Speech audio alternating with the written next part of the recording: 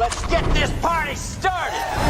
He's shining a light in the dark corners of our media. You are fake news. Our government. Handling of classified documents. And our culture. Don't trust anyone. It's common sense amidst chaos. Let's go. Ladies and gentlemen, please welcome. Here's your host, Ike Wingate. Hello, my friends, and welcome to the show. It is so great to have you with us yet again as we dive deep into what is happening around our country and around the world, as we want to make sure that you are in the know about what is going on. We shine a light into the dark corners of our government, culture, and our media. There's always something to talk about when it comes to those things. So lots going on today. Of course, the headline today is Susie Wiles out. Some of you might be tuning in saying, wait a minute, who the heck is Susie Wiles? Probably not a lot of you are saying that, but maybe you've heard the name and you're wondering, who is that again? Well, it is the chief of staff for President Donald Trump. She's been sort of the difference maker this time, I would say. She is the daughter of former NFL player and commentator Pat Summerall. And she was instrumental in helping with Trump in Florida years ago, back in 2020. And she also did some things for Ron DeSantis. Ron DeSantis then since distanced himself from her. There was a falling out there for some reason or another. But she's been the chief of staff. Some have speculated, is she going to be the kind of loyalist that Trump needs, or is she going to be an undercutter like some other former staff members in Trump 1.0? The reason why the headline today is Susie Wiles out is because there's an explosive piece in Vanity Fair where she participated in the interview 11 times over the past 10 or 11 months, maybe longer. Whether it was in-person interviews with this guy or it was phone interviews, but she is on the record with quotes that might shock you. Now, is it everything they are portraying it to be? Susie Wiles is known as being sort of this calm, cool, collected person, this no ego kind of person. And of course, she's in the middle of the White House with a lot of strong personalities. Is this her way of sort of separating herself from the president? These are all questions you have to ask after this Vanity Fair article that's 2 parts and it's super long. I'm not going to say I've read through the whole thing because I've got other items to talk about, but we will get into that. The job numbers are out. We'll talk about that. Plus, we're hearing from the Treasury Secretary that tax refunds could be a little better this time around. So we'll talk about that. And the House says they're finally going to codify 150 executive orders from the president. They're going to finally codify them into law. Well, we've been waiting for a year. They've passed hardly anything this whole entire calendar year. Now, granted, the holdup in the Senate is certainly something to be aware of, but the House could still pass these things. And a lot of people have wondered what the heck have they been doing, including me. But we'll tell you what the Speaker of the House is saying. Elon is funding Republicans again for the midterms, Democrats and their Epstein photo blackout hoax. I mean, the desperation, you can smell it on Democrats regarding this entire Epstein debacle. And Candace Owens and Erika Kirk had a meeting on Monday. What happened with that meeting? What was it about? How did it happen? We'll talk a bit about that. We're still waiting on an update. Plus, Trump chimed in on Rob Reiner, director, actor, who was brutally murdered by allegedly his own son along with his wife. And we will talk through that subject. And the FBI, this is really probably the biggest story of the day. The FBI doubted the probable cause to raid Mara-lago. We've got that explosive story that we will bring you. We'll ask Seth Woodall, an attorney who's going to join us in the second hour, about that. And we see Islamic terror on the rise. Bondi Beach, the attack on our military in Syria, and we still don't know who the Brown University shooter is. They had a guy, and basically everybody found out everything about him they could, and he was a radical leftist, and it came out that, no, they released that guy. That wasn't him, and they put out pictures. Could this be a third Islamic-related terror event? Unfortunately, the VP of the Republican group, this young lady, was killed along with another young man, leading some to believe this was a target attack based on political beliefs. We still don't know. Plus, a foiled New Year's Eve terror plot. Joe Biden can't raise money for his library. Imagine that. Arkansas severs ties, the first state to do so, severing ties with PBS. Walmart, another story out of Arkansas here. This is where the show is based. Walmart removes food dyes. And junk food is no longer SNAP eligible, and Marjorie Taylor Greene is engaged. Oh, well. And we'll, of course, have our triggered liberal today as well. All right, here's where you come in. You can be like Bree. Bree is in the chat and says, hey, Bree has reposted the show. She's shared the show on her own social platforms. We need you to do the same. So you can give us a thumbs up and a repost or a share. If you're watching on X, heart this post and repost and interact in the chat. Let us know what you are thinking about what we're talking about. We always love to get your perspective on what is going on. And so those are the things we need for you to do. We need for you to like and share, repost, and interact in the chat. And if you want to support us financially, you can do that as well via Cash App or Venmo at IkeReport.com. We want to say welcome to our friends watching on the Right Side Broadcast Network, as well as our own streams on Rumble, Instagram, Facebook, YouTube, and X. First story, Susie Wiles. A wild story about Susie Wiles. Susie Wiles tweeted this out. The article published early this morning is a disingenuously framed hit piece on me and the finest president, White House staff, and cabinet in history. Significant context was disregarded in much of what I and others said about the team and the president as well. The things she said in context were left out of the story. I assume after reading it that this was done to paint an overwhelmingly chaotic and negative narrative about the president and our team, leading some to wonder, why did you give Vanity Fair this interview and a lot of access over several months? She goes on to say, the truth is the Trump White House has already accomplished more in 11 months than any other president has accomplished in 8 years, and that is due to the unmatched leadership and vision of President Trump, for whom I've been honored to work for the better part of a decade. None of this will stop our relentless pursuit of making America great again. Don Jr. has come to Susie Wiles' defense in a tweet as well, and saying she's by far the most effective and trustworthy chief of staff that his father has ever had. When Susie took over my father's political operation after January 6th, people forget how many Republicans were treating him like a pariah. Boy, is that the truth.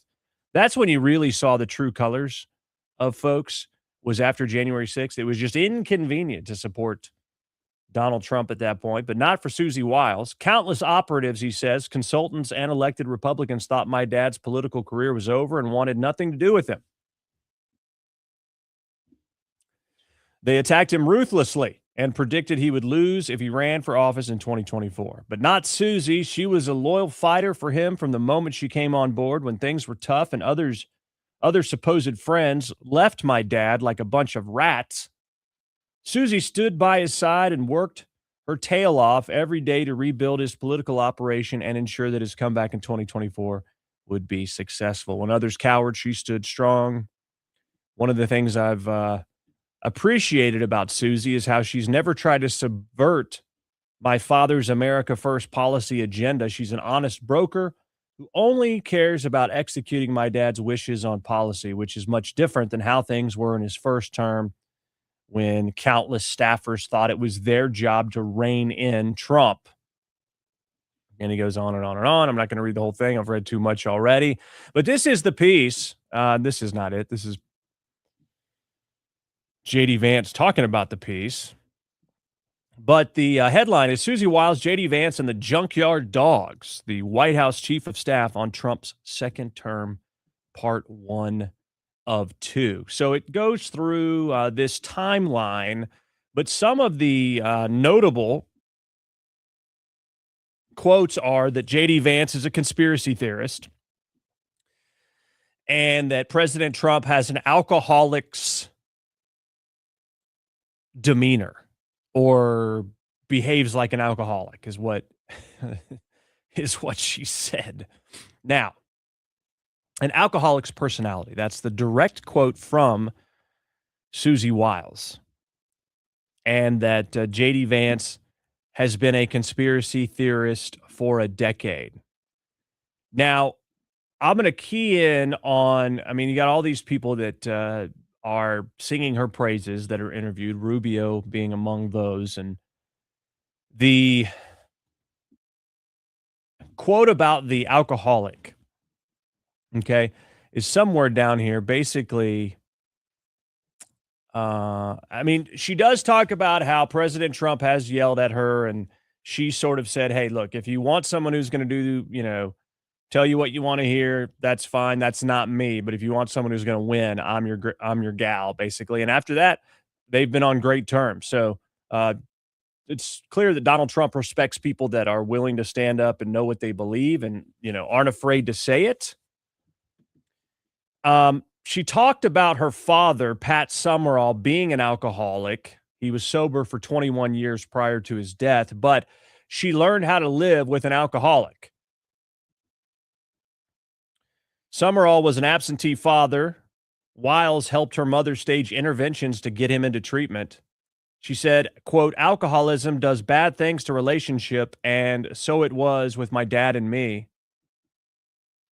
She went on to say, some clinical psychologist that knows 1 million times more than I do will dispute what I'm going to say, but high-functioning alcoholics or alcoholics in general, their personalities are exaggerated when they drink. And so I'm a little bit of an expert in big personalities, okay? That's the context of the quote. Wiles said Trump has an alcoholic's personality. He operates with a view that there's nothing he can't do, nothing, zero, nothing. Did she say that President Trump acts like an alcoholic? You could say maybe literally she did, but the context of the quote is alcoholics, when they are drinking, have big personalities and think they can do anything. And President Trump has a big personality and has always been the kind of guy who will not accept defeat. Failure's not an option. He relies on very positive thinking and believes he can do anything. He doesn't see these obstacles as reasons that it can't be done. That's the context of the quote. But of course, Vanity Fair zeroed in on that and basically saying that President Trump acts like an alcoholic. You see how that works? Now, interesting quote, but her point is she's been dealing with big personalities and understands how to effectively steer and be there as a helpmate in that situation. Now, and she said something else about Vance. Let me see if I can find the exact quote.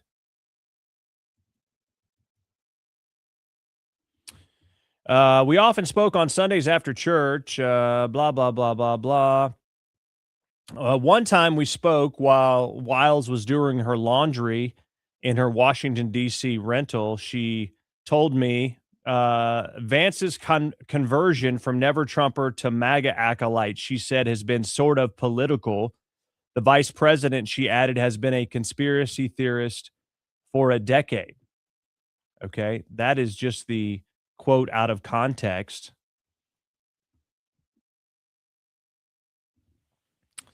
Let's see here. Okay, how about this? Okay. Trump has claimed, this is Vanity Fair, Trump has claimed without evidence that Bill Clinton visited Epstein's infamous private island, Little St. James, supposedly 28 times. There is no evidence those visits happened, according to Wiles. As for whether there was anything incriminating about Clinton in the emails, the president was wrong about that. Now, again, we don't know the context of this. Now, as far as Clinton visiting the island, I have not seen evidence of that. There's plenty of evidence that he's flown on the Lolita Express several times, and it's possible the president could be mixing those two things up. The people that really appreciated what a big deal this is are Kash Patel and Dan Bongino as far as the Epstein files, because they lived in that world, and the vice president, who's been a conspiracy theorist for a decade, for years, Kash has been saying, got to release the files, got to release the files. And he's been saying that with a view of what he thought was in these files that turns out not to be right. That was a direct quote from Susie Wiles. Okay. So it gives you a little bit of context into the behind the scenes, which makes sense that Kash Patel and Dan Bongino were the ones saying we got to release the files, but they're also the ones that said there was nothing, to Epstein's mysterious death. So kind of as I said before, is these guys have been talking about it for a while. It's possible that they finally see what's in the file and they say, it wasn't what we thought. Now, a lot of people don't believe that.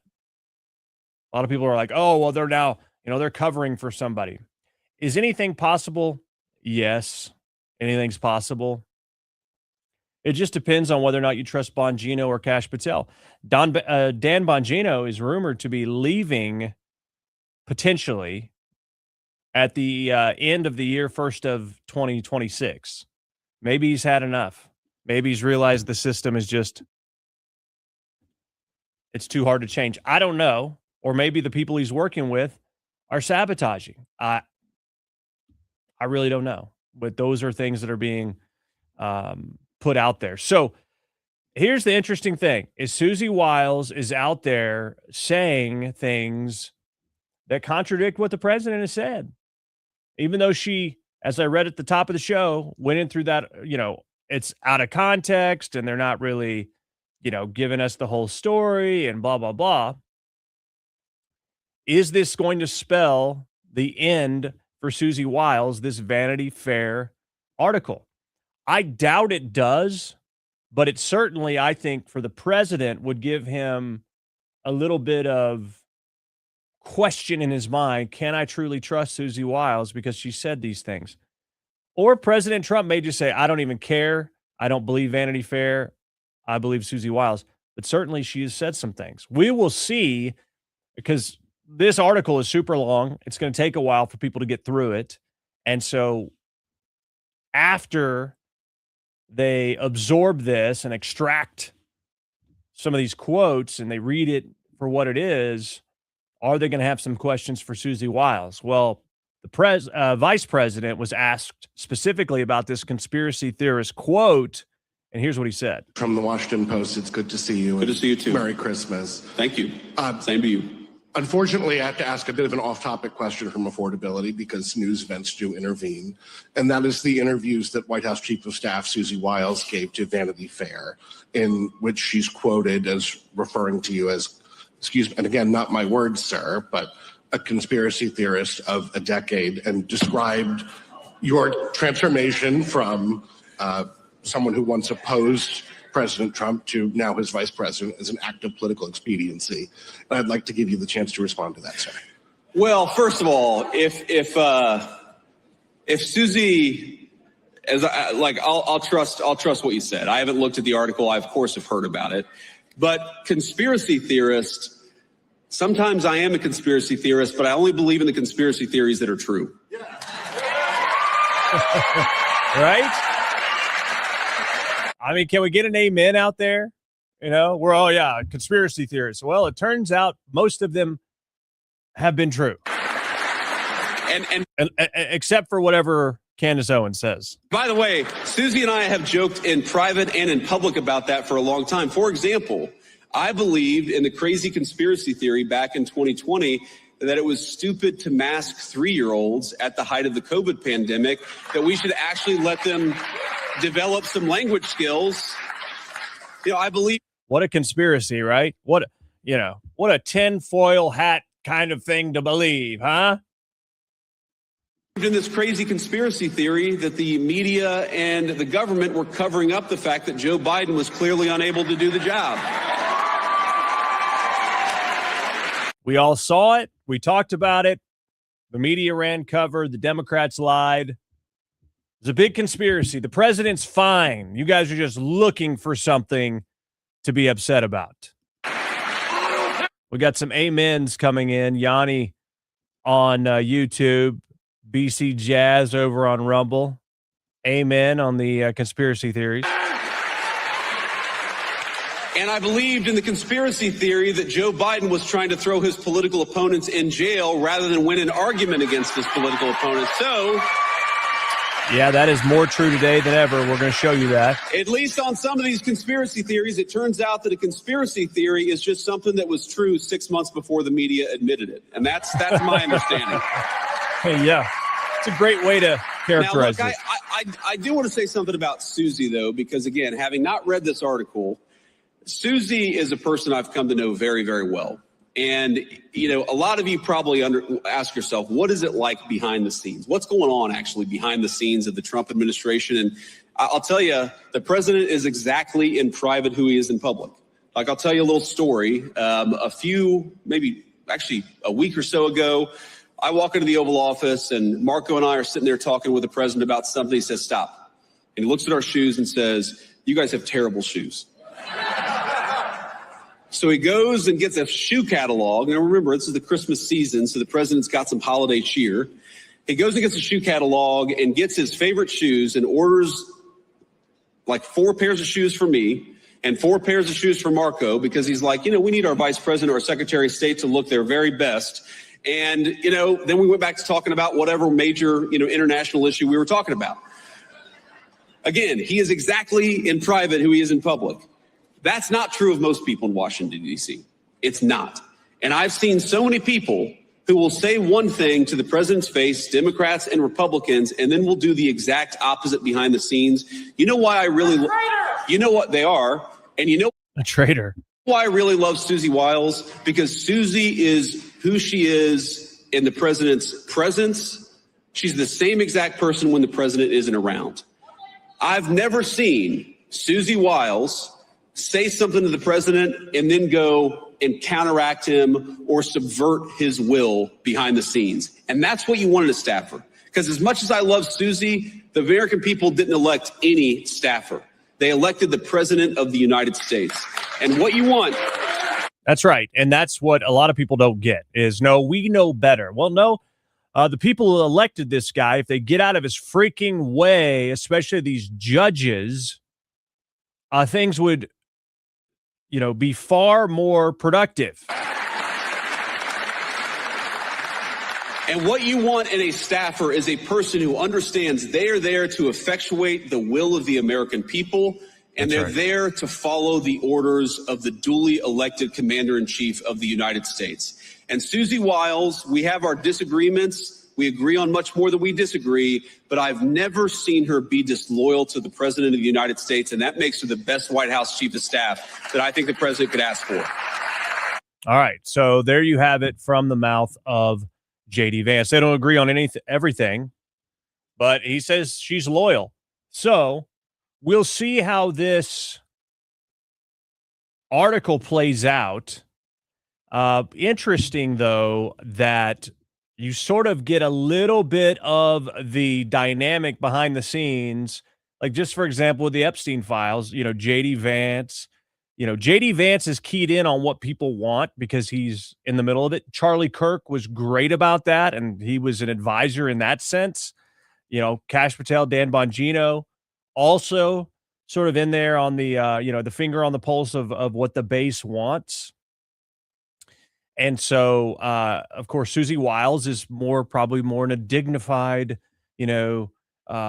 information loop, if you will. So you need all of these different types of people to come with the perspective of their world, because that's going to help you be able to understand what people are thinking, what people want, and the best way to execute some of these things. And sometimes you just have to do the right thing, even if it's the opposite of what all these people want. That's just the way it is in leadership.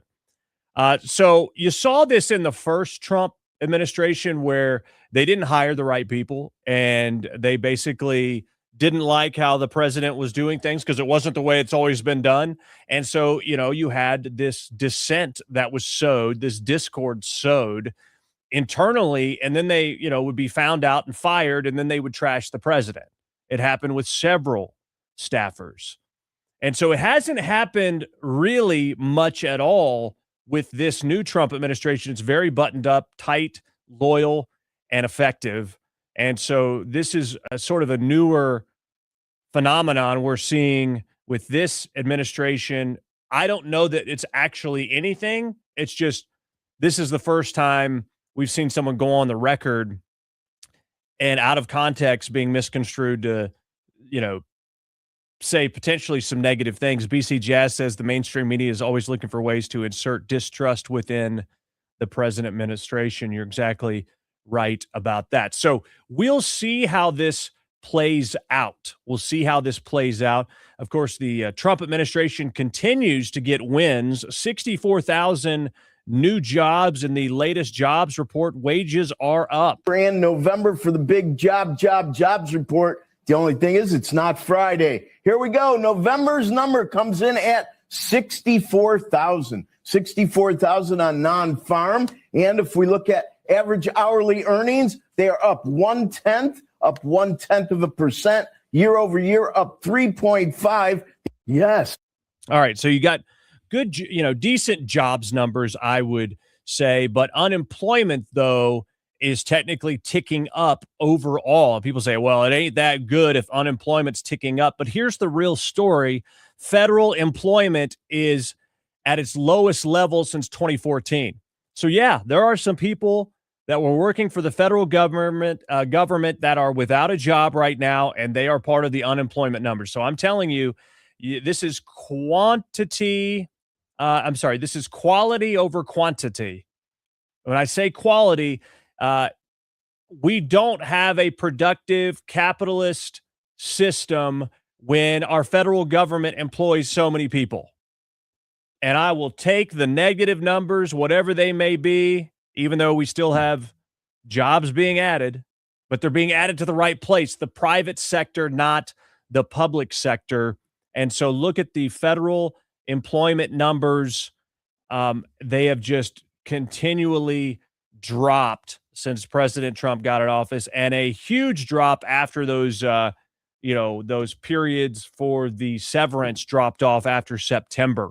And so this is the way you actually build an organically healthy economy. You get people off of the government-funded jobs.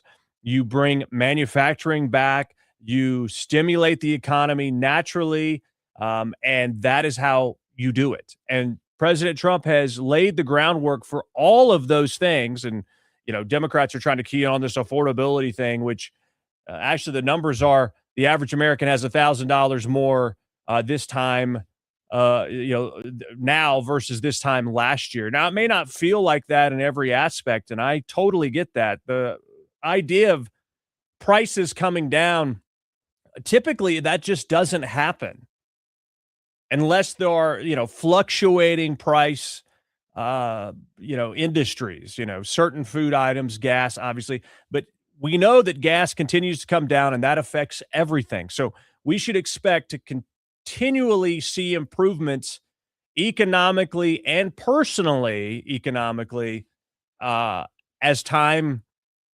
evolves here, as time continues, as we see progress into 2026 and beyond. And you're really starting to see those factors converge. And we're, obviously the stock market, and then you've got the tax changes kicking in, which is going to mean an extra $1,000 to $2,000 in refunds for most people. That's what Scott Bessent said earlier, our Treasury Secretary. I'm having a hard time saying that for some reason. Take a look. Maria, let's go back. The one big beautiful bill was passed on July 4th, but for working Americans, it was retroactive to the beginning of the year.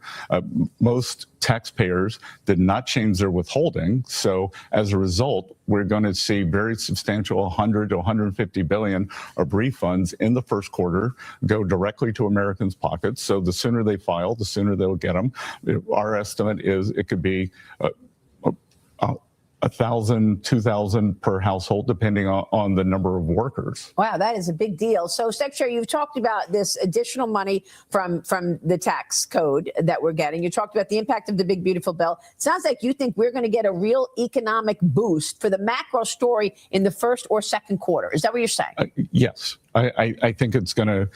They start lifting off in the first quarter and the second quarter. And, Maria, the other thing, when I started my career on Wall Street in the 80s, people used to focus on trade. Were we building more in the U.S. or were we importing more? We're seeing the trade deficit drop, too. So the trade deficit drop means more production in the U.S. So I think that's something that economists are going to have to start looking again, thanks to President Trump after 40 years. Well, you're proposing a major shift now in how the government approaches financial stability.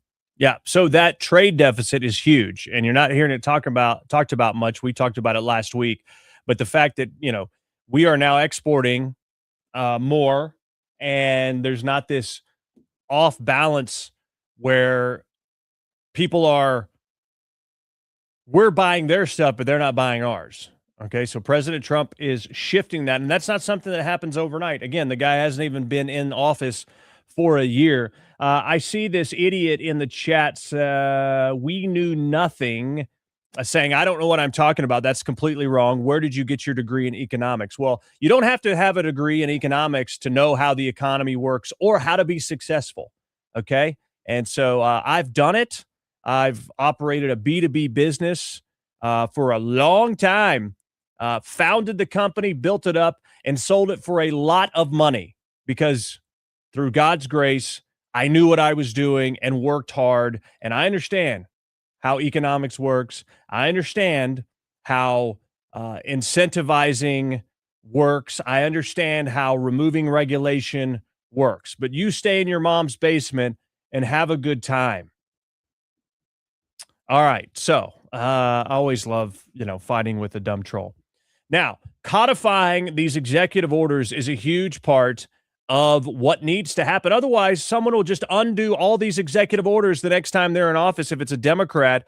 And I've been saying this for months. You must codify the executive orders. Bree says, here's to 2026 being a killer year. Absolutely. And let's see. Yanni says over on YouTube that if you had a staff that agrees with everything you said, you've just basically got a bunch of yes men and women. Disagreement allows for free thought and potentially positive change in policy and decision making. That's exactly right. You don't want a bunch of yes men. You want debate or discussion to happen inside of your organization, just so long as someone just isn't a saboteur and just hates every idea. But I think you're exactly right. But back to codifying these executive orders, Speaker Johnson now saying that the House Republicans will surge starting in January to codify up to 150 of President Trump's executive orders. Aggressive affordability agenda and continued codification of the executive orders. That is what Mike Johnson said recently. It's about time. I want to believe you, Mr. Speaker. I really do. But things have not really gone in the direction as far as pace of productivity in the first year of this all Republican Congress and executive branch, that we wanted. And so there's a lot of catching up to do for the House and the Senate. A big part of that is going to be getting rid of the blue slip. J.D. Vance is now touting this, the single biggest obstacle to prosecuting violent leftist judges and prosecutors in deep blue areas who think violence is okay if you're a leftist. This is why you got to get rid of the blue slip process. It's an institutional safeguard that has long outlived its purpose. And it is time to abolish the blue slip now. We must continue to put pressure to do so. In an incredible development, Elon Musk is now funding Republicans for the 2026 midterms, according to Axios. So, as you've seen, Elon is sort of back in the fold in a lot of these different events and has sort of come to his senses, I think, that this is the best chance of saving our republic. And, of course, let's talk briefly as well. I'm trying to just get through multiple stories so we are ready to tee up our guest at the top of the hour. Democrats showed desperation when they were blacking out the faces of women and Trump in the Epstein files. Have you seen this? This is so desperate. I talked about it recently on Newsmax. Kind of put on the back burner with everything else that we had been talking about. The latest release from House Democrats, the Epstein estate, the photos, of course, we've seen all of them. You had photos of Bill Clinton, you had photos of Bill Gates in there. Of course, you had photos of President Trump. And there's one photo that was circulating, but it's already been proven to be false. It's not from Epstein Island. It's from Mara-lago. He's surrounded by women, and that's because they were competing in a beauty pageant. Imagine that.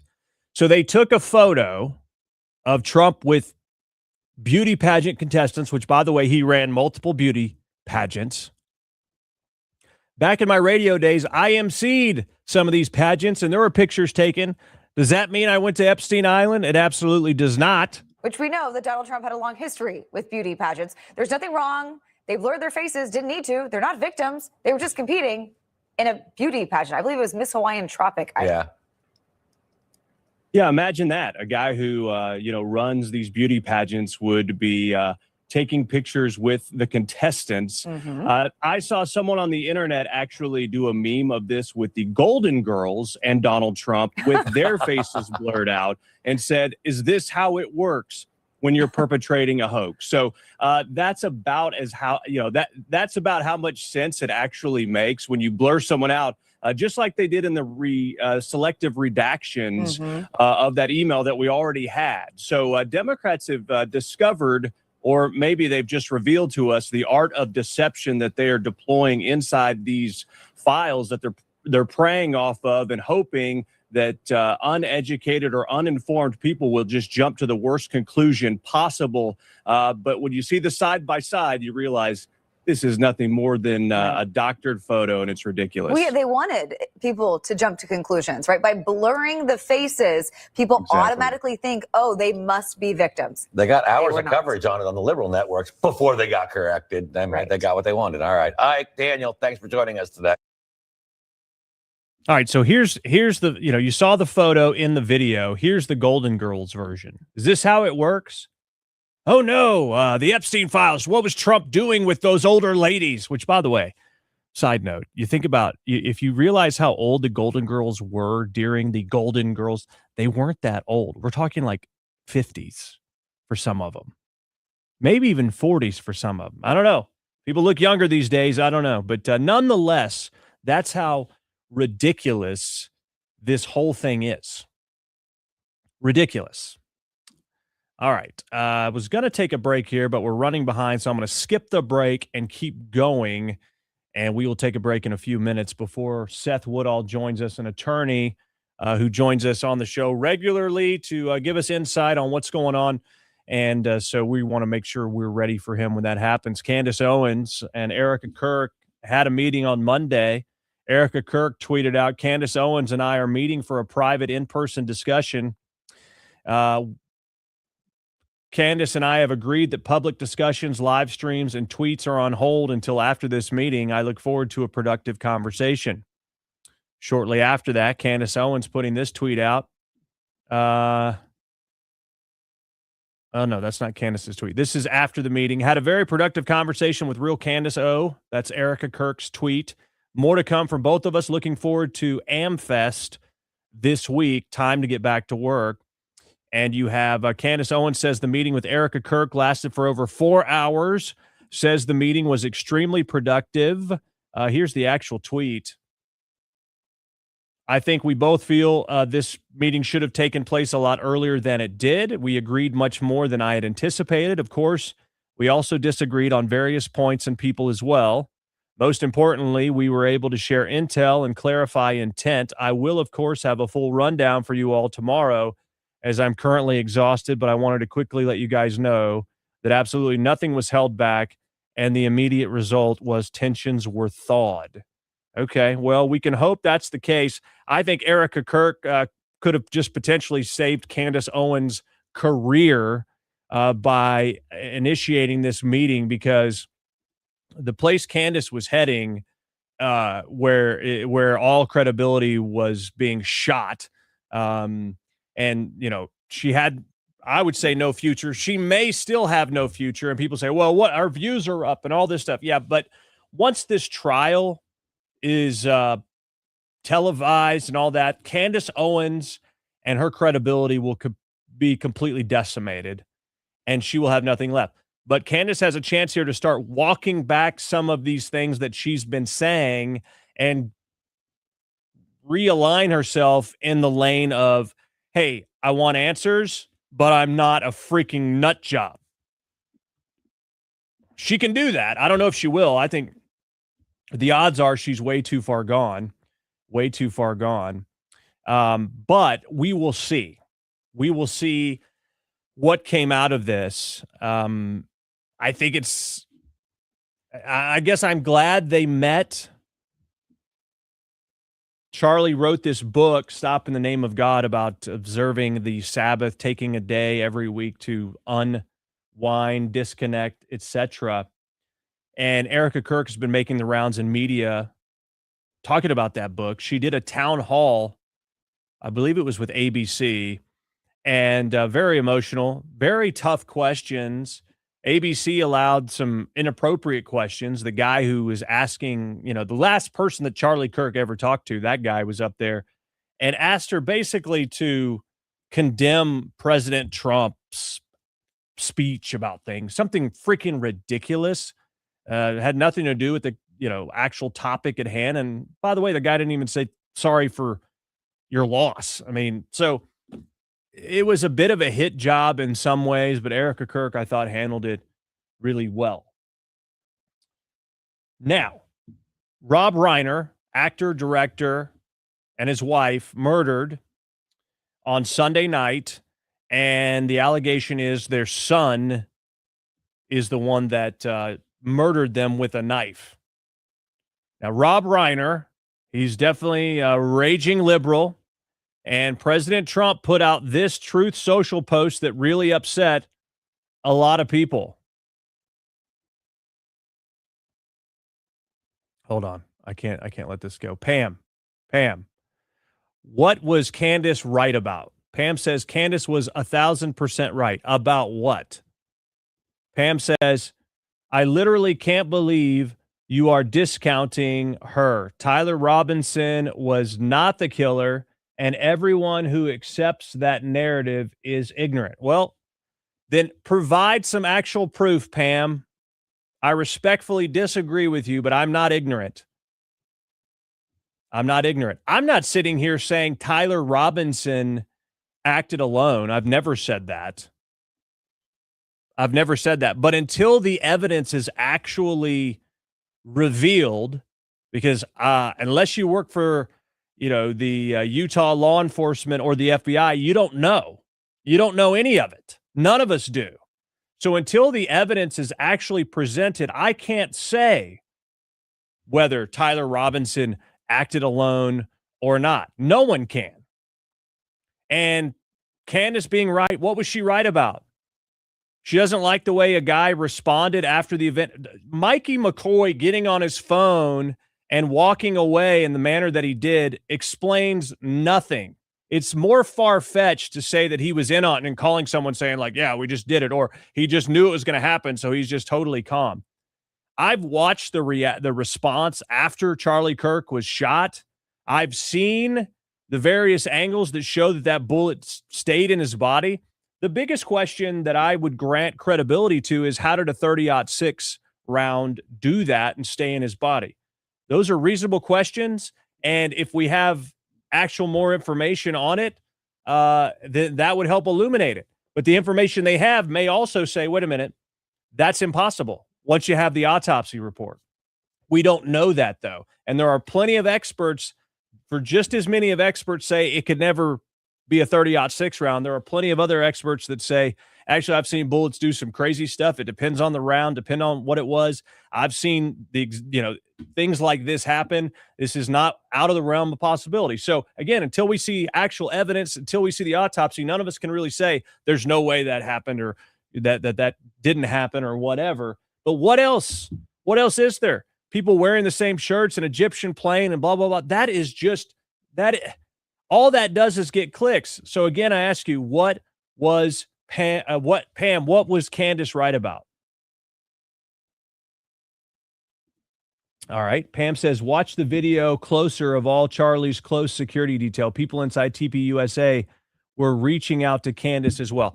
I don't believe that. That's Candace's word over mine. Anonymous sources don't mean jack. Go out on the record and say it. Candace is not credible when she says people tell her stuff because she's been duped many times. But when you want to talk about the way the security people, tell me specifically what they did. You're talking about hand gestures. Watch every single event that Charlie Kirk did, and some of them just do the same movements over and over. That's just what they do. Well, there's one guy who kind of has a deal where he's always like touching his face. Some people have nervous reactions. But saying there was a hand gesture that signaled someone to shoot him when you watch every other event and the guy does the same gestures. But when you actually see and people say Charlie was alive because his arm came up. If you understand first aid and treating somebody, they did everything right. They laid him over. They were behind the table. You see the guy that actually treated him because later on he had blood all over him. When you have someone who has a neck wound, you can't put a tourniquet around the neck. You must put it underneath the arm and the neck. The arm is the stability. That's why they lifted up the arm. When you look at the actual time that it took for them to administer that first aid, it was incredible. It was mere seconds. Now, why was there no ambulance there at the event? I don't know. Why did local law enforcement not secure the roof? I don't know. They should have. They told Charlie security that they had it covered. Those are all good questions, but they don't mean there was some kind of conspiracy. Again, Pam says the 30-06 narrative is ridiculous. Is it as ridiculous as Israel carrying this out? I mean, think about this, okay? Again, you need to watch the guy from Phoenix Ammo go through all the variables that one would have to know before you could ever do a scientific assessment of whether or not a 30-06 could do that. So again, you've given me nothing specific that Candace Owens has been right about. Respectfully, you've gotten drawn in to the conspiracy. And this is how Candace is making hay right now by alleging, by being vague, by being very, very, conspiratorial and just saying things. Oh, this just doesn't make sense. Yeah, there's a lot of things that don't make sense until you have the information that comes out during the actual trial. They don't put all this stuff out before a trial. That would be stupid. They never have done that. Usually the assassin is killed. If it was a cover-up, in my opinion, one of the first things that would happen is this guy would have been killed. He never would have been able to escape alive if this were a cover-up, whether he pulled the trigger or not. Okay? So let's say it's a cover-up. He never pulled the trigger. He would mysteriously have committed suicide in the woods behind this place, or somebody would have shot him. You don't let a loose end out when you are staging a professional hit. That's just conspiracy 101. All right, I've got to get to these things. So a lot of people are upset with President Trump for putting this message out on Truth Social. He said a very sad thing happened last night in Hollywood. Rob Reiner, a tortured and struggling but once very talented movie director and comedy star, has passed away, together with his wife, Michelle, reportedly due to the anger he caused others through his massive, unyielding, and incurable affliction with a mind-crippling disease known as Trump derangement syndrome, sometimes referred to as TDS. So he's saying he passed away due to the anger he caused others from his TDS. That's a little bit strange. I don't know what he's talking about. Trump says he was known to have driven people crazy by his raging obsession of Trump and his obvious paranoia reaching new heights as the Trump administration surpassed all goals and expectations of greatness. And with the golden age of America upon us, perhaps like never before, may Rob and Michelle rest in peace. So I would say that was ill-advised. It's an unforced error, I think, from the president. But at the same time, Rob Reiner, isn't some saint. Rob Reiner attacked Rush Limbaugh as a purveyor of disinformation a day after he died. So he bashed Rush Limbaugh the very next day, describing him as a bigot, etc. I loathe the effing man is what he tweeted. So people trying to say, Rob Reiner was above that. He wasn't. He actually did that. Okay. Now, Trump didn't go that far. And part of the reason, or maybe the main reason, is Trump knew that Rob Reiner railed on him constantly. Here's a clip of Rob Reiner talking about ranting about Trump. You have a complete and utter lying buffoon. I'm going to tell you the truth. He's a fraud. He lies. He cheats people. Everything that comes out of his mouth virtually is a lie. And he's a con man.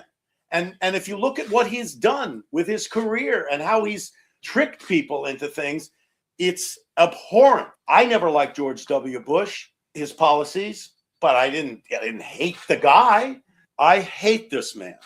I've never hated a politician. I can't not hate somebody who bilks innocent people out of money, life savings. And we've seen it. With that Trump University, he took people's money, $35,000, wiped these people out, and is being sued for it. He steals money from charities. I'm not making this stuff up. All right. So this is the way this guy talked about President Trump. So you can sort of at least get where the president was coming from in laying out no love lost for Rob Reiner. Would I have advised him to do it? No, because you just create a lightning rod. You just create a lightning rod that distracts. And, it doesn't matter how bad someone was when they were alive. It's never good to speak ill of the dead. It never hits the way maybe that you want it to, I guess is probably my point. So anyway, though, you at least see the why behind the president, not showing any remorse from the loss of Rob Reiner. All right, we're going to take a quick break and then be joined after the break from attorney Seth Woodall. We're talking about the FBI. It's now been revealed that they doubted at the time that there was probable cause for the Mara-lago raid, but pushed forward amid pressure from the Biden DOJ. These emails that have come out said very little has been developed related to who might be culpable for mishandling the documents.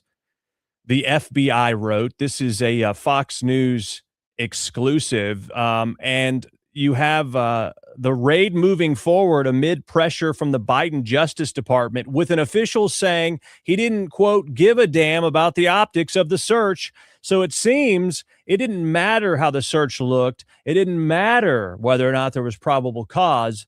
The main thing was this was a political hit job against their political opponent. We'll talk to Seth Woodall about this and a bit about the Rob Reiner situation, and maybe if we have time, some Hillary Clinton news. All that coming up after the break. You're watching the Ike Wingate Show. Oh, hey. Didn't see you there. Well, just hanging out on the farm here. One thing I was thinking about this morning is, when's the next crisis going to hit? It's not really a matter of if, it's just a matter of when. And we really can't rely on the government to take care of a shortage or something like that. We just got to take care of ourselves. You remember back in COVID, you tried to go to the store and everything was gone? Well, you can't risk that kind of thing. That's why I suggest My Patriot Supply. You can go to preparewithike.com and get your 4-week emergency food kit. Save $50 when you use my URL. Again, it is preparewithike.com. It's not a matter of if. It's just a matter of when. And the question is, when it does happen, will your family eat? Make sure there's no question about it. Take action now. Save $50, 4-week emergency food kit. Preparewithike.com.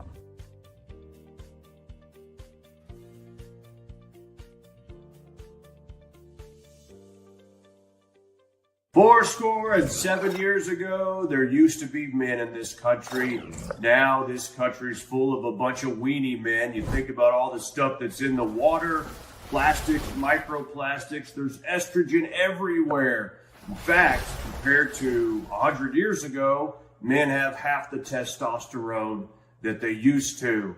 Look, it's not like getting shot in the back of the head. All you need to do is take chalk once every day, and you can boost your testosterone for fun things that require your energy, like working out or playing sports or actually spending time with your kids. I wish I could do that, but I can't because I'm dead. But if I were alive, I would take chalk. The Patriots at Chalk combine the most powerful herbal extracts, so it's all natural, giving you that lift that you need. George, come spot me. Well, Abe, if I too were alive, I'd gladly spot you. It's time to boost your testosterone to levels not seen since 1776 or 1860 or 1864, whatever. But it's herbal. It's natural. It's made in the USA. It's been clinically studied to boost testosterone. We're talking about chalk.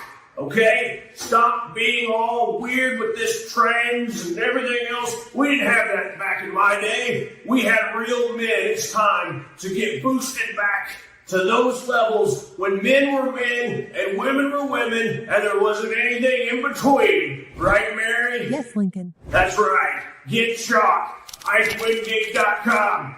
Get chalk. If you want to be like me, get chalk. Except for the dead part. Okay. IkeWingate.com.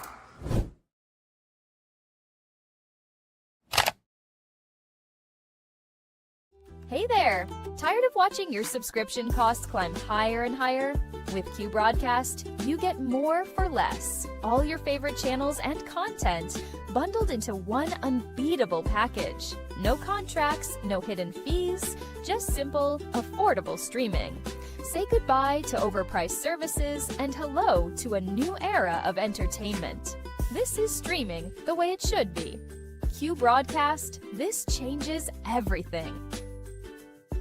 You can sign up for Q Streaming today at IkeWingate.com. Just click Get Q Streaming to start streaming tons of channels, video on demand, even pay-per-view, all for the same price. It's all included. This is a Christian conservative-owned company that does not hate your values. Stop giving money to the cabal of big tech. Support companies that support your values. Right now at IkeWingate.com, just click Get Q Streaming.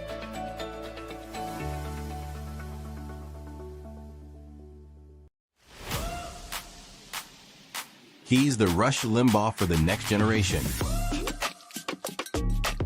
Now back to the Ike Wingate Show. Welcome back, friends. Glad you are with us here on the Ike Wingate Show. And we are joined right now by Seth Woodall of Seth Woodall and Associates, an attorney, and always a great source of information when it comes to what is happening out there, especially especially with these witch hunts and the things that continue to happen now as far as judges and their resistance to the various policies that President Trump's put in place, but also as he was running for office. Seth, thanks for joining us. It's good to have you with us again today. Hey, Ike, how are you? Doing well. Thank you. Merry Christmas to you, if I forget to say it before we're done here. Same to you. Thank you. So this conversation here, or this story rather, that's out, I'm going to put it up on the screen. And the FBI doubted probable cause for Mara-lago raid, but pushed forward amid pressure from the Biden DOJ. There's even indicators in here, probable cause wasn't there, that they needed, maybe they should have a conversation with the Trump attorney before they move forward, which I don't believe they they did so. And so you have all these things stacking up, one source of information on it as well. There were doubts being expressed inside of the FBI prior to this raid on Mar-a-Lago, which has been, largely critiqued, right? Just the invasion of privacy, going through the various personal effects of the First Lady and others. What do you think was at play here, if you had to guess? It was a direct weaponization of the Department of Justice against Trump, and all they were trying to do was shut him down so that he would not win the most recent election. So, if you look at any of the reports from the FBI leading up to the execution of that search warrant, there was doubts from day one. FBI agents were saying, "Hey, we don't think we have probable cause," but DOJ officials were saying, "We're going to move forward." And I think one of them actually said, "We don't care if we have the evidence or not, and we don't care what public perception is. We're going to move forward." So if you look at what was done, it was a step-by-step illegal search all the way from the beginning to the end. What they were looking for is alleged classified documents. And I think we all know that President Trump, as the acting president, can declassify any documents that he wants. And so they were just trying to trump up charges. They did that. Jack Smith was attempting to prosecute Donald Trump down in Florida after Donald Trump secured the nomination and the win back in November. Those charges shortly thereafter were dismissed. But it's clear that this was a weaponization of the Department of Justice, and they were going after him at all cost to try to stop him. It's interesting that those cases really started, or at least picked up any notable level of speed after Trump announced that he was going to run again. Prior to that, there weren't really, we didn't really hear much about this. So the timing certainly matches. Who do you think was behind this specific raid on Mar-a-Lago? Was it Merrick Garland? I mean, it's kind of hard to put it as Joe Biden because I don't know that he knew what was going on. But who do you think really was pushing this behind the scenes? I think it probably was Merrick Garland. I don't believe that President Biden had the wherewithal of the mental acuity to make any decisions, much less to try to intentionally weaponize the Department of Justice through a execution of a search warrant. So I do believe that Merrick Garland was behind this. And he appointed Jack Smith specifically for this. They targeted Trump. And as you said just a minute ago, all of this was quiet until President Trump came back on the scene and said, "I will be running in the next election cycle." And then all of a sudden, they come out of the woodworks and they're going to do anything they can. And they just, they created factual scenarios. They absolutely controlled the narrative about what was going on to try to or make Trump look evil, look as if he was doing things wrong. And, they found these classified documents allegedly at Mar-a-Lago, but we know that Trump's attorneys were not contacted before the execution of the search warrant. They were not told about this. And there's documentation within the FBI files that in fact, the Department of Justice head said, "Hey, we've already burned some bridges with Trump's attorneys and we're not going to give them a heads up." So they executed the search warrant. It's something else that is important to note. And what they're looking for is classified documents. There is language in the search warrant authorizing law enforcement to use deadly force against the president and the individuals around him to secure those documents. That is unheard of in situations like this. And it shows you at what lengths these Democrat liberals will go to try to stop their opposition. All this is to try to put a speed bump in any momentum that President Trump had. Yeah, I'm glad you mentioned that. I was actually getting ready to go there. The deadly force authorization was shocking and sort of showed, hey, this is far beyond, oh, hey, maybe you had some documents he shouldn't have had, but obviously he could have declassified. So it seemed like a vendetta from the get-go. Have you heard, or do you have any theories regarding the specific documents that President Trump had, that they were going to spell out some things and the alleged deep state or those in power found out that he had those and wanted to get them? Do you put much stock in that, or do you look at it as more just a political opportunity to try to take him down? I put no stock in anything that the media says, nor what the liberal Democrats say. So this was just an evil attempt to try to create problems for President Trump, those classified documents. And we have a long-standing history in the United States of presidents leaving office and taking documents and declassifying them. We know for a fact that Joe Biden, when he was not president, but when he was vice president, had classified documents sitting in a garage next to his Corvette. Now, what we have with Trump is these documents were actually at Mar-a-Lago. I've been to Mar-a-Lago. There's more security at Mar-a-Lago and more Secret Service at Mar-a-Lago than probably anywhere on this earth, with the exception of the White House. Those documents, if they were or they did exist at Trump's house, were controlled in a controlled environment and very safe.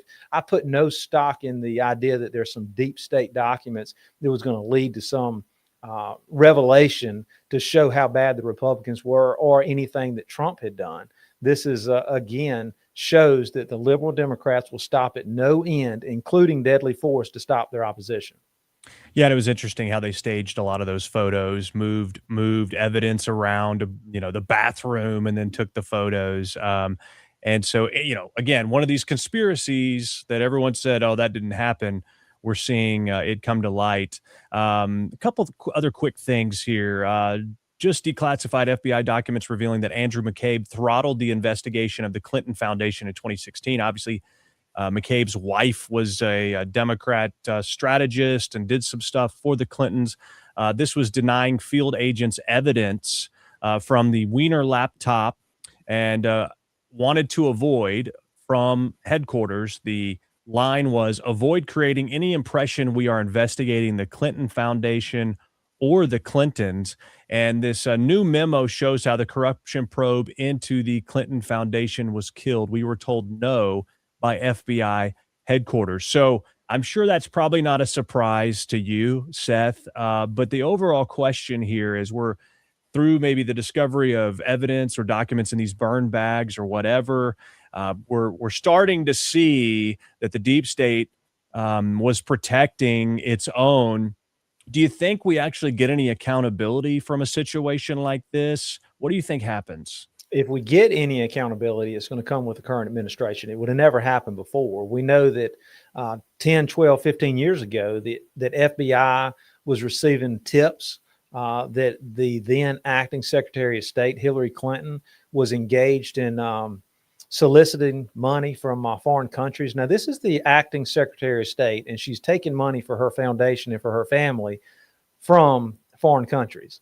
I think it's clear that money was being used to buy persuasion, to buy something or some favoritism from the acting president and or the government at the federal level. We know that the Clintons were doing this. We feel confident that the Clintons were engaged in criminal behavior and have continued to do so over and over and over.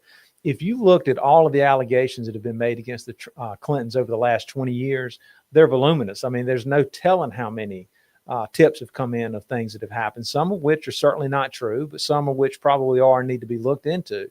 What happened here is that FBI was trying to look into it, or the law enforcement, and they were shut down from the very top and said, we are not going to make any appearances that we're looking into the Clintons. They've not done anything wrong, and you guys can just stop right here. And that's what they've done. So I'm hoping that Pam Bondi and the Department of Justice now will look into this. Now, part of the problem is that at the federal level, there are statute of limitations for criminal charges. And so there could be some prohibitions on criminal charges on some of these. Now, we don't know what actually exists, but I'm hopeful that Pam Bondi will actually appoint her own special prosecutor to look into the Clintons, because it's a long time that somebody looked at their actions. I mean, just politically, from a huge win, if you were able to actually get some accountability and prosecution of the Clintons, that would go a long way for people restoring trust to the government, to the DOJ. I'm not going to place a bet on it, but certainly it would go a long way. Let's talk a little bit briefly here about the Rob Reiner and his wife, Michelle, the murder situation and the investigation now. The reports are that there was a fight that broke out the night before between Rob Reiner and his son, some big argument, heated argument that actually happened allegedly at Conan O'Brien's Christmas party. We know that the son, the alleged murderer here. Had an addiction problem for years. Rob Reiner, his wife, seemed to have done everything they possibly could to try to help him. But there was a medical clearance that had to happen before this Nick Reiner arraignment. It's leading some people to wonder, Seth, are they going to try to get this guy off on sort of a insanity defense? Do you think? What do you think happens here? So some of these facts are unknown. So we're dealing with some uncertainties, but we do know that there was an argument between the Reiners and Nick, their son, and we do know that Nick has substance abuse issues and most likely mental health issues. This is a terrible incident, and I don't think anybody that is on our side, agrees with anything Rob Reiner has said or done against Trump. But it's a terrible incident and a tragedy. With that being said, we're in a state there that is very liberal with bond conditions. Now, I will say that in all states, it's not uncommon when a murder like that happens that a suspect will be placed in basically an involuntary commitment for their own safety and the safety of the community. So it's not that uncommon that would happen. But I certainly believe that it lends at least the argument that they may make the defense or create the defense or raise the defense of some type of insanity, whether or not that's voluntary intoxication through the use of narcotics or substances, or whether or not he was temporarily insane because of some substances, or maybe he's just mentally cracked. I'm not that familiar with him. I know they've had problems with him over the years, and I think they actually were not having contact for some time. And now he's looped back, and I can just see this argument at Conan O'Brien's. That's a who's who of left wing ideology there, but it's tragic. But we know that it's most likely him. I think the evidence points that they found blood stained clothes at Nick's hotel where he was staying. So I think it's too early to really try to assume or speculate on what's going to happen. But I can promise you this, I am familiar with the attorney, Alan Jackson, that they're using out there.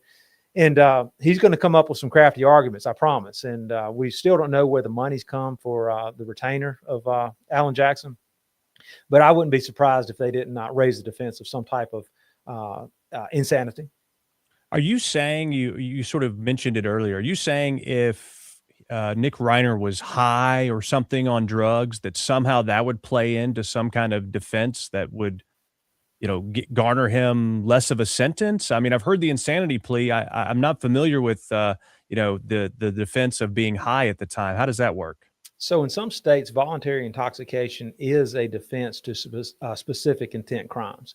So where you have first degree, and I think the prosecutors there are looking at first degree murder versus second degree murder, and they're questioning what their evidence is and what they can prove. First degree murder is a specific intent crime, meaning that you have to form the specific intent with premeditation to go and murder and take the life of an individual.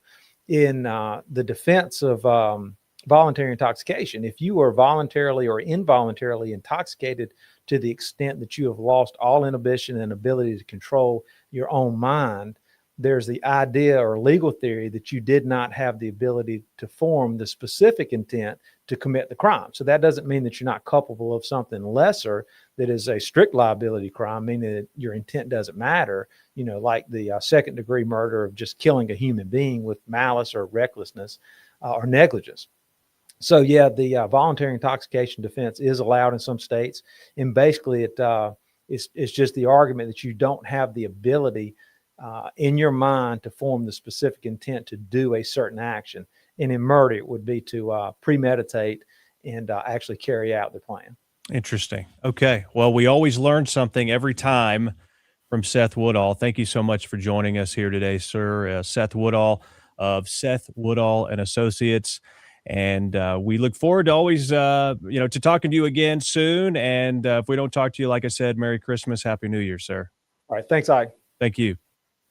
All right. I've never heard of that. That's pretty interesting. The insanity or the intoxication aspect. We'll have to keep an eye on that, friends. But remember, you heard it here first. I do want to play this a little bit of this clip to find out if we can glean any more after that argument at Conan O'Brien's house. Let's see if we can get anything from that. News alert: Rob Reiner and his wife found dead inside their $13 million Los Angeles mansion, both fatally stabbed to death.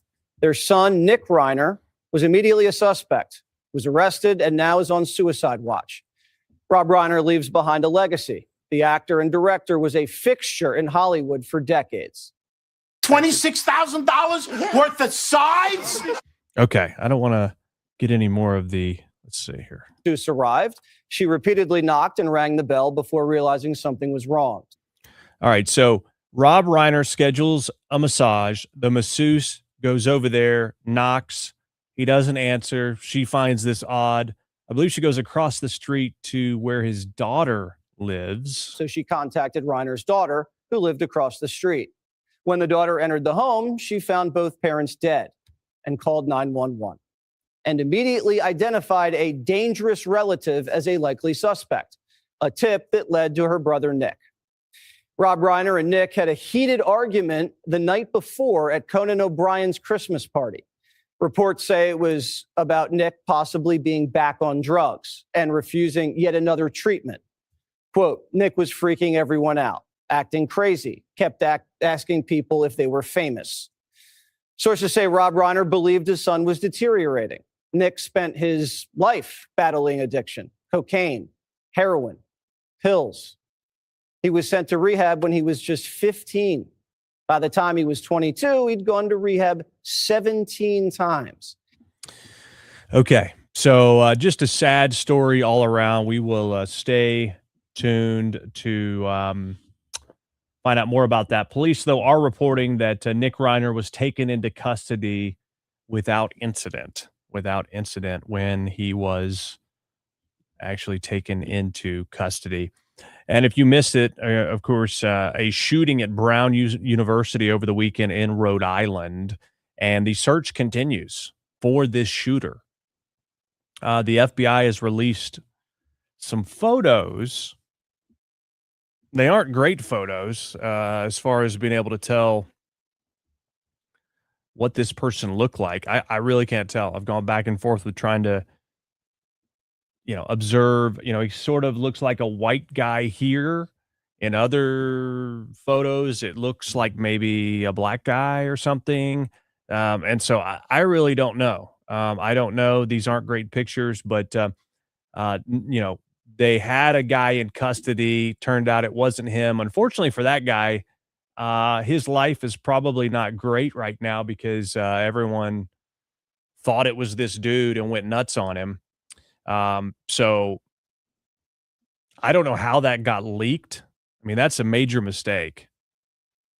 Someone who's just a suspect who's detained for questioning, their identity shouldn't be all over the place in a situation like this.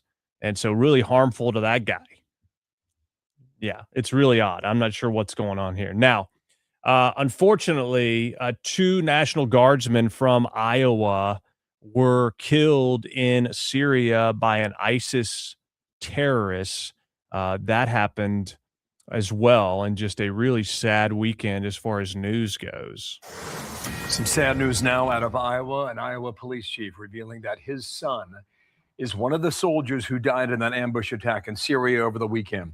His name is Nate Howard. He was one of 2 National Guardsmen shot and killed by what the Pentagon is calling a lone ISIS gunman. His father posting this tribute. My wife, Misty, and I had that visit from Army commanders you never want to have. Our son, Nate, was one of the soldiers that paid the ultimate sacrifice for all of us to keep us all safer. The Army just releasing the name of the second soldier killed, Sergeant Edgar Brian Torres Tovar, age 25, out of Des Moines, Iowa. A civilian interpreter also dead, his identity not yet made public. It happened as the men were on a counterterrorism mission in the town of Palmyra, southeastern Syria. The gunman also dead in the crossfire this past weekend. Tough stuff. All right. Sad situation there. Even though we're not in an active war, our servicemen and women are still bravely out there risking their lives. And unfortunately, those 2 have lost theirs. Okay. And then, of course, you had the big targeting of Jewish people, anti-Semitic attack on Bondi Beach in Australia, where they were there for Hanukkah by the sea, and these two Islamic terrorists opened fire on people, a father and son. The son had a bolt-action rifle perched on this bridge. Thankfully, the father was neutralized by a bystander, or the casualties could have been worse. But Australian police say this mass shooter was shooters inspired by the Islamic State group ISIS. 15 people killed.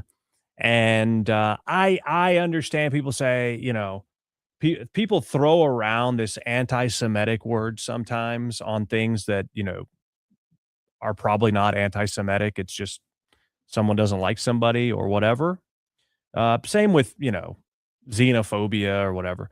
But this is undeniable anti-Semitism. I mean, violent, deadly anti-Semitism is real. It's real. No pun with Israel, but it's real. Okay, you can't deny it. These people were targeted simply because of their faith, their heritage, whatever, how they were born. I mean, whatever you want to say.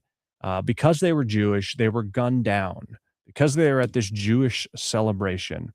And so there's no question. There's no question. There are anti-Semitic threats out there. And I think there's also no question that violent radical Islam is on the rise. We continue to see it over and over. And I think, as Charlie Kirk warned, we're going to continue to see it on the rise. Are there people that are Muslims who aren't really practicing Muslims, or maybe are Muslim light, Islam light? Yes. There's a lot of the world that would identify culturally as a Muslim. Do they read the Quran? No. I mean, there's a lot of people like that. But the ones that take it seriously, they are radical, I would argue, most of the time.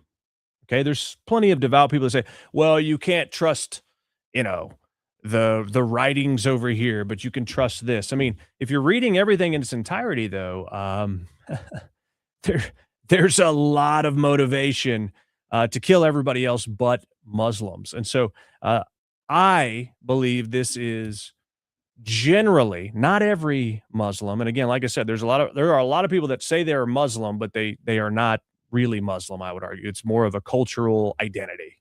I mean, there's a lot of Muslims all over the world. I think Indonesia is where the largest concentration of Muslims are. And so, but then you have these places where radical Islam is alive and well, and it's spreading. And I would argue it's here in the U.S., and it's only going to get worse. And we have to be honest about it and quit worrying about offending somebody. I don't know anybody who has been a devout Christian that is going around killing people in the name of Jesus Christ. In fact, the more closely you follow Jesus, the less violent you're probably destined to be. Now, I'm not talking about righteous indignation here, okay? Because certainly there's a place for that. But my point is, you don't have people committing murder in the name of Jesus. However, you do in the name of Allah and Muhammad. What's interesting, though, is in Australia, you've got really strict gun laws. Really strict gun laws. Now, this father and son, the father had 6 guns legally, but there were no bystanders standing around with their concealed carry permits taking this guy out.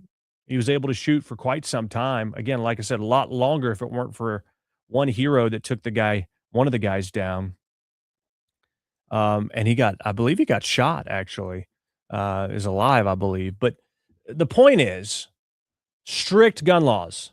What do you think the answer for Australian officials is, hey, let's quit importing people with this ideology, and we need to crack down on radical Islamic terrorists? No. The prime minister for Australia says, nope, this just means we need stricter gun laws. And you tell me, how does that make sense? Because you already have strict gun laws. You mean you want no guns? ASIO's advice very seriously. We work closely with them. We receive regular updates as well. The Director General of ASIO has warned about a range of threats, be it anti-Semitism, the rise of right-wing extremist groups as well. And we continue to work closely. Right-wing extremist groups? What does that have to do with it? With our security agencies. We take. Okay.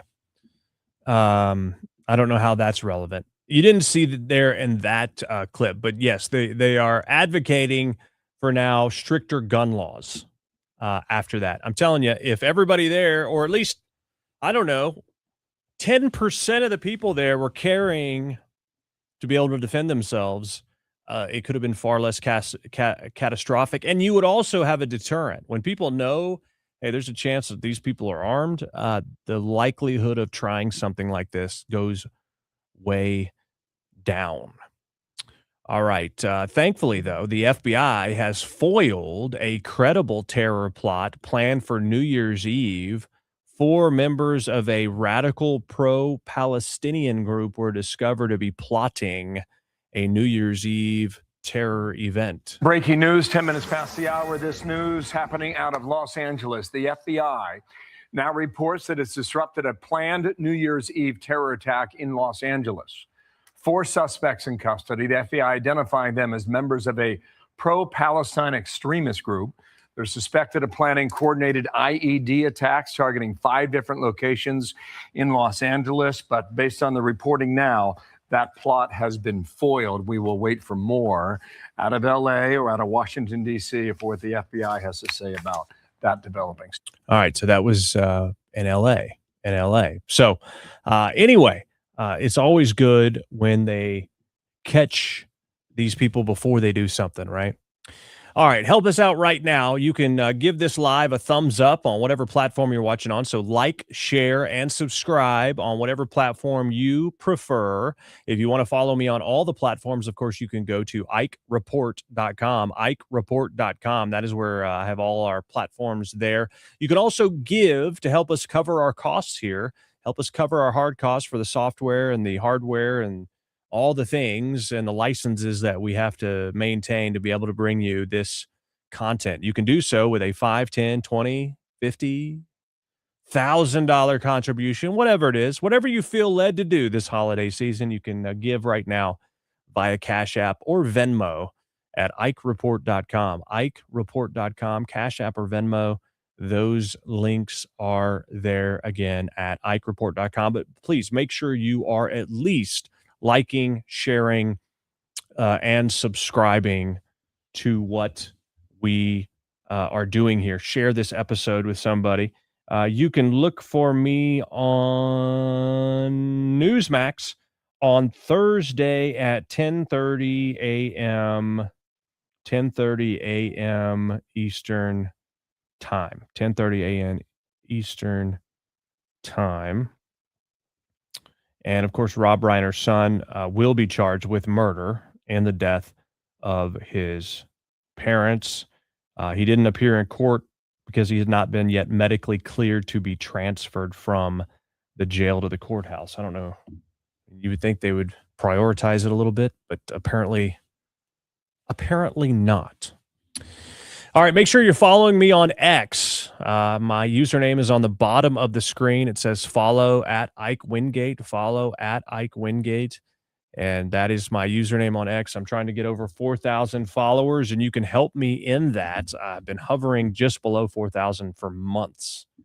I don't know what's going on. The algorithm changed. And anyway, so help me out right now by going to X and following me at Ike Wingate, at Ike Wingate, IKEWINGATE.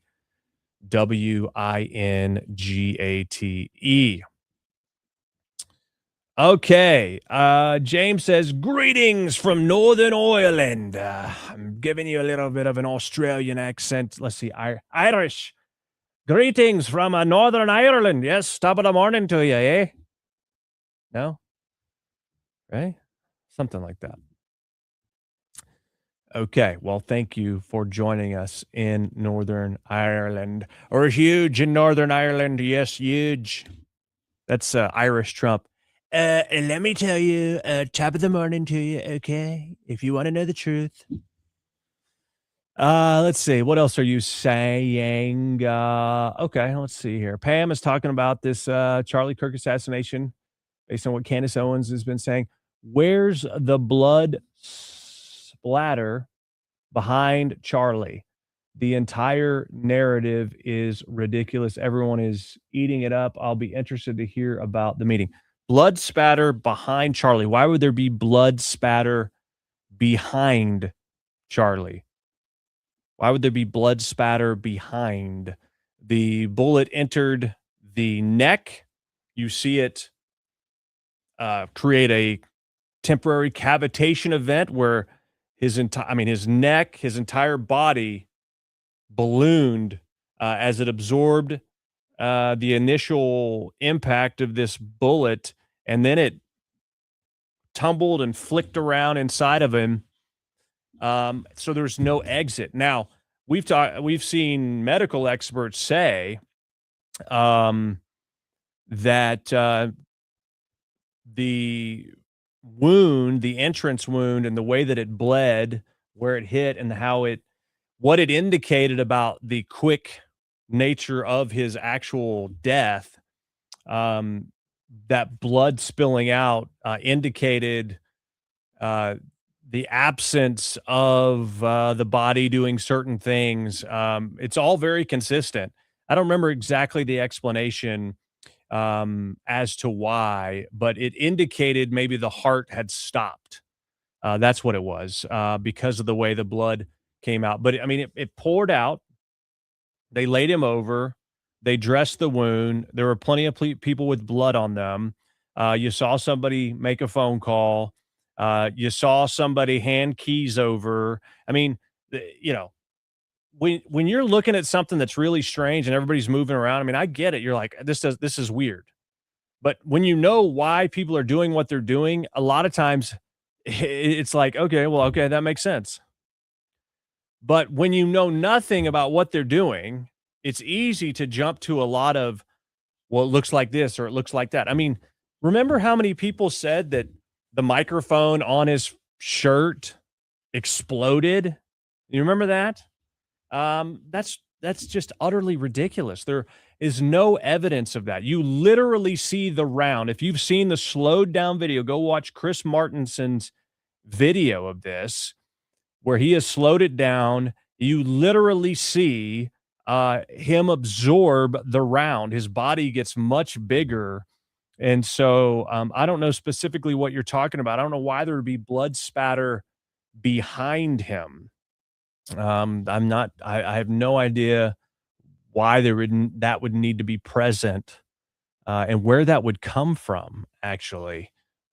Anyway. Okay. I'll await your answer on that, Pam, and see if there's something I'm just not, I'm misunderstanding maybe about your question. Okay. But I mean, I've watched all the videos. I've examined it from multiple angles. Believe me. I mean, a little bit of credibility and trust would be nice here. When something doesn't add up, I'm like the first person to bring it up and say, this doesn't make sense. This doesn't make sense. This doesn't make sense. And I would, of course, watch that video trying to figure out inconsistencies. There are things that don't make sense, but they're not so obvious that they explain some other theory. They just aren't. What we're seeing on that video is consistent with what they're telling us as a possibility. It's in the realm of possibility. It just is. And so with that being said, I'm not convinced there wasn't other people helping there. I don't understand why the guy did the distraction. I don't understand any of those things. Like, to say that he acted alone is hard for me to believe, but it doesn't mean, just because it's hard for me to believe doesn't mean it's not possible or not true. Now, because we've just seen a bunch of circumstantial odd evidence. The other side of this, though, is, my real reason for thinking he didn't act alone was that he was covering for his furry lover in those text messages, trying to provide an alibi, because there's such odd text messages. And so I'm like, I think this other furry dude was in on it. But the police haven't been able to tie him to being there. Here's the other thing. I thought these text messages don't make sense. Candace Owens is emphatic. Oh, just like absolutely certain in her mind that the feds sent these text messages to create this cover-up. Absolutely certain. It's a Fed cover-up. Oh, is it?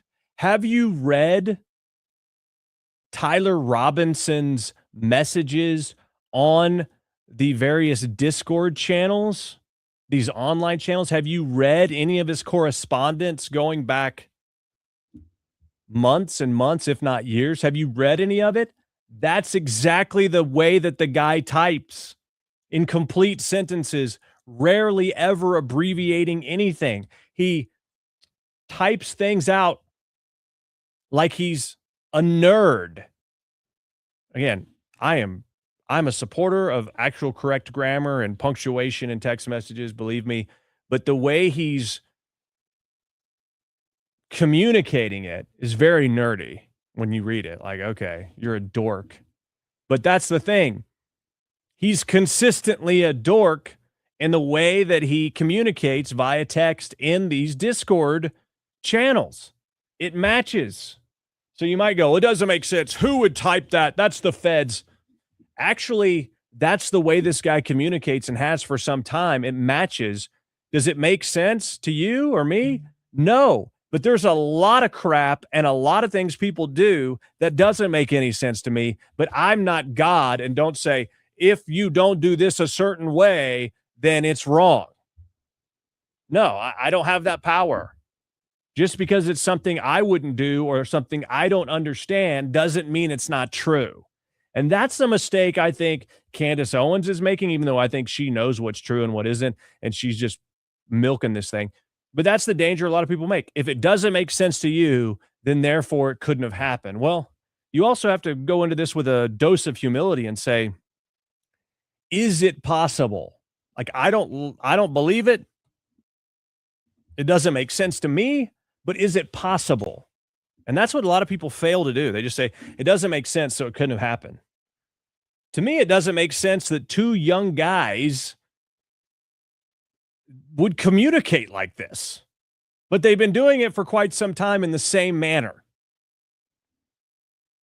So I'm backing away from the possibility that this guy worked with someone else, specifically his gay lover, trans, furry boyfriend. I'm backing away from that now after reading the correspondence, because I'm like, well, maybe the furry didn't have anything to do with it. I really don't know, but that's what I'm saying. I'm not saying he didn't or he did. I'm just saying I don't know. There's enough reasonable doubt now, but they're certainly in the beginning, I'm thinking this is a cover. They're covering up their coordination by basically texting this alibi, so to speak. So you see what I'm saying? With more information, you can adjust, but I'm adjusting away from any kind of conspiracy possibility. The other whole side of this is, if there was credible evidence, like there's credible evidence with the Thomas Crooks assassination attempt of President Trump that make no sense. How he got on that roof specifically with all that security there and that situation, the drone, so many things that were overlooked. Okay. And then the fact that like you're not seeing this footprint about him or anything. And of course he's dead, so you can't ask him anything. You see, all these things happen and you go, yeah, there's got to be more to this. There's enough there where you're like, so, I believe there's more to this. That's not the case in this Charlie Kirk assassination. It's not the case. To me, the one thing is you got to understand the round he fired to be able to corroborate that could have happened. Okay. That's the big question in my mind, but it doesn't mean all of it's totally false. The problem is with people rushing to throw out all these conspiracies about a freaking Egyptian plane and all that. All it does is diminish the heinous, evil act of the guy who did it, which I believe for sure is Tyler Robinson. Whether he had help or not, I don't know. But certainly all of these theories are diminishing the culpability of the actual raging, leftist, trans-loving lunatic who pulled the trigger. And to me, that's just a tragedy. That's where the focus should be. And all these conspiracy theories are just diluting that. And I think, could potentially put in danger the trial. I'm not saying don't ask questions, but don't make definitive statements that are bullcrap. All right. Speaking of crap, former President Joe Biden is having a hard time raising money for his library. Biden has raised little of what he needs to build a presidential library, raising exactly $0 in new donations in all of 2024. I doubt 2025 was any better. Imagine that. What kind of exhibits do you think that they would have at Joe Biden's library? Maybe a kiosk where you can get some ice cream, maybe a porta potty in case someone has to poop like out of nowhere. Or I would love to see the exhibit of the auto pen in his library, right? Wouldn't that be nice? Little auto pen exhibit. Here's one thing you can definitely count on at the Biden Presidential Library. There'll be a large lost and found section, right? Big lost and found, right? Anyway, in all seriousness, it is not surprising at all that people don't want to put their name on a donation to a president that stood for open borders and a wrecked economy and a botched Afghanistan withdrawal, et cetera, et cetera. Of course, who would want to put their money on that? They'd rather put their money on the Obama library that looks like a freaking, I don't know, it's like a prison is what it looks like. But anyway, the state of Arkansas, the first state to sever ties with PBS effective July 1st. The commission that oversees public television in Arkansas voted to sever ties with PBS, making it the first state to end its contract with a broadcast giant that provides popular television programs like Sesame Street and Antiques Roadshow. It plans to disaffiliate from PBS effective July 1st, citing annual membership dues of about $2.5 million. It described as not feasible. So the state of Arkansas, and probably in your state as well, but the state of Arkansas paying PBS $2.5 million to basically, I don't know, indoctrinate people. A lot of great programs on PBS, but it's also quite liberal. The release also cited the unexpected loss of about that same amount of federal funding from the Corporation for Public Broadcasting.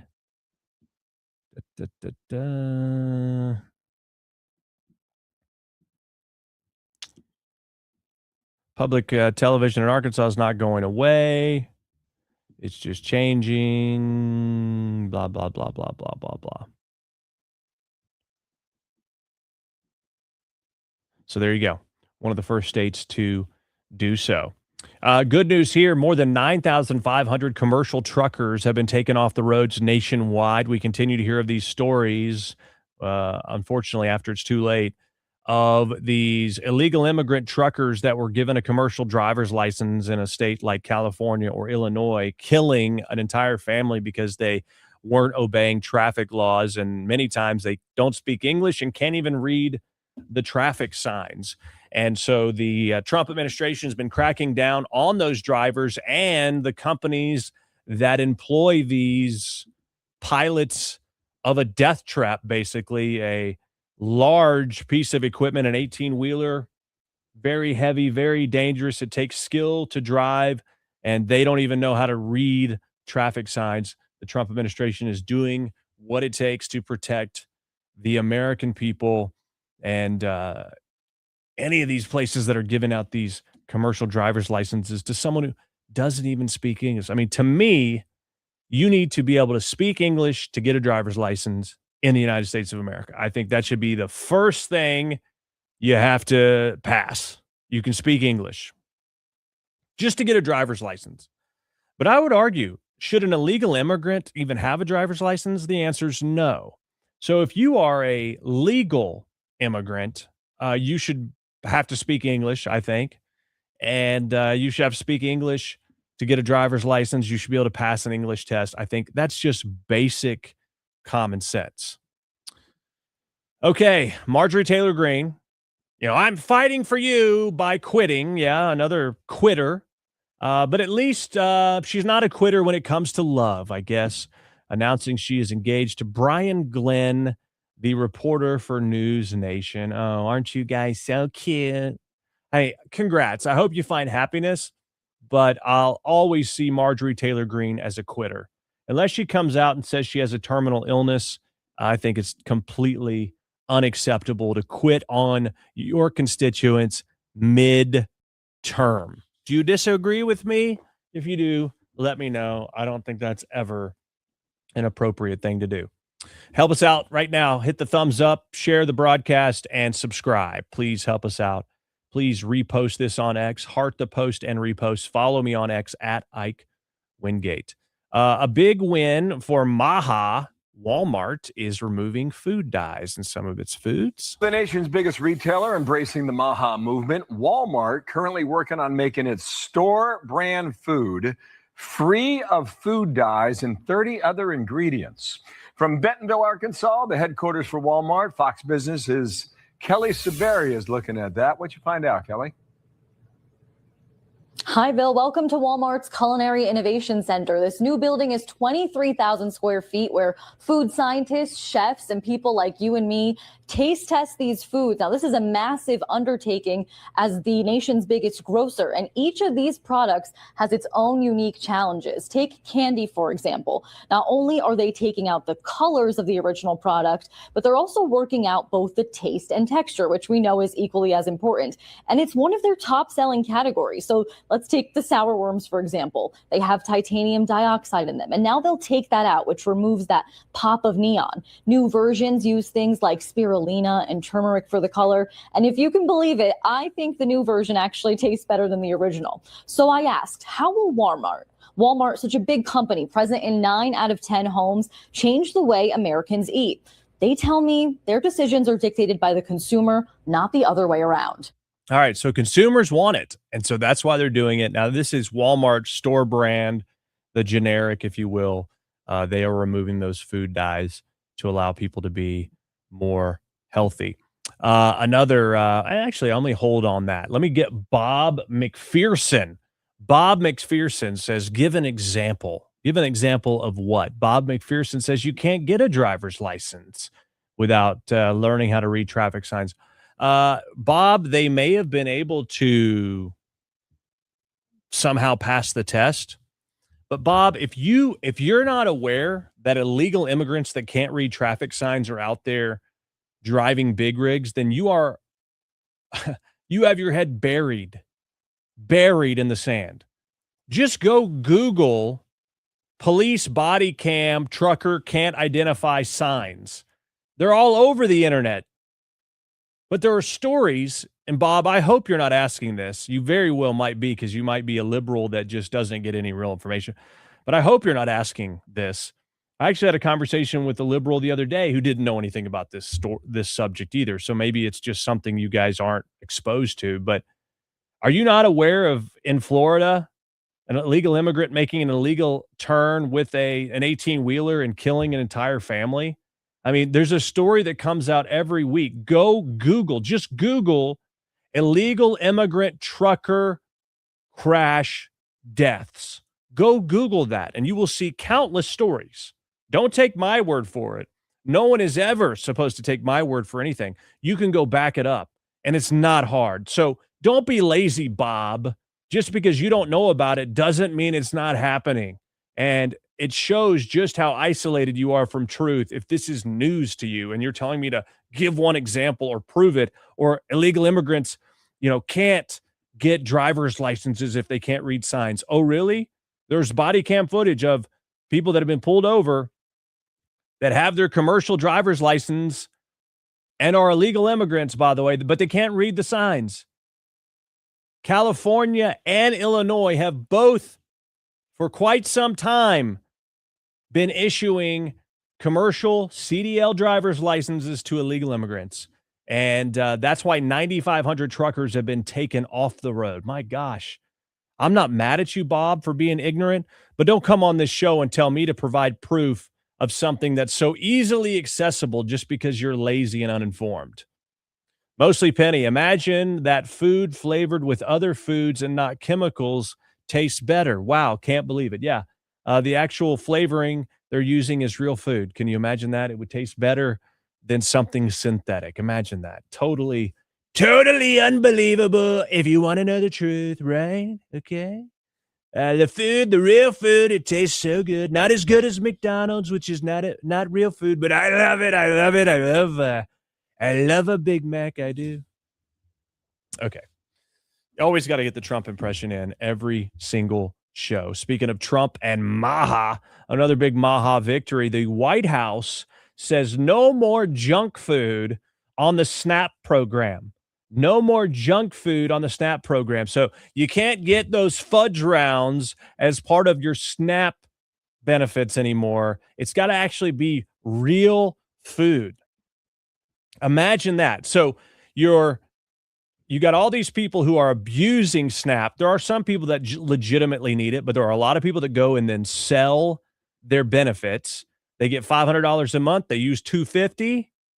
And they sell the other $250 to somebody else for, $150 or something. It's been happening for a long time, the abuse of the SNAP program. But you have all these people that are eating absolute crap on the government dime. So we're basically, taxpayers are funding people's bad diet habits, making them sicker, getting the diabetes, and then getting on government health care. So it's a double whammy. We are basically funding their demise from a health standpoint, and then we have to fund their medical care because of the diabetes and the obesity. It's ridiculous. So I'm glad junk food is no longer eligible for SNAP, but that doesn't mean everybody's happy about it. It's time for today's Triggered Liberal.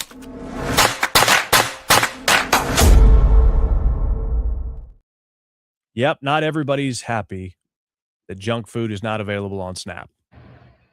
What's the point of food stamps if it's just for real food? Kenmore believes What's the point of food stamps if it's just for real food? she and other SNAP recipients should be able to go into the grocery store and buy whatever they like. That's not even cool. Like, why they do that? That's not even cool. One more time. Can we play it one more time? What's the point of food stamps if it's just for real food? What's the point of food stamps if it's just for real food? That's not fair. Kenmore believes she and other SNAP recipients should be able to go into the grocery store and buy whatever they like. That's not even cool. Like, why they do that? What's the point of food stamps if it's not for real food? If it's just for real food? What's the point of food stamps if it's just for real food? Yeah, it's food stamps, not junk snaps. I botched it. It's food stamps, not junk stamps. Junk stamps. Junk stamps. It's food stamps, not junk stamps. Why is that so hard to say? Junk stamps. Anyway, no more fudge rounds, no more junk food. You need to eat healthy. It's actual food. It's not junk stamps. It's food stamps. It's time for today's Triggered Liberal.